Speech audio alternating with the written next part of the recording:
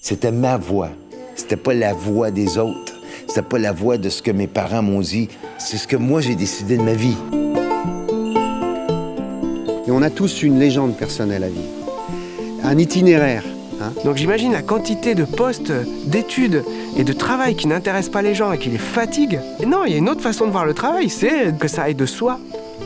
Parce que c'est une œuvre, en fait.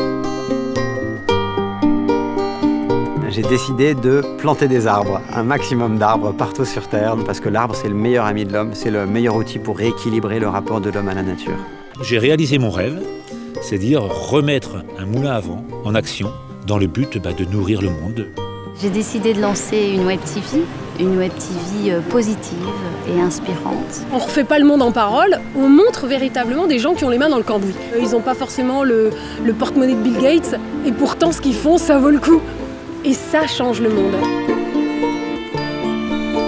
J'ai la sensation d'être connectée à ma vraie nature. Le potentiel se déploie naturellement et on se lève naturellement et on marche naturellement. Je me réveille le matin, j'ai envie d'y aller, j'ai les yeux qui pétillent. Au plus profond de l'être, c'est mon âme qui est satisfaite. Quand on sait que 95% des êtres humains sur Terre meurent dans la tristesse de leur vie, moi je vais être dans les 5%.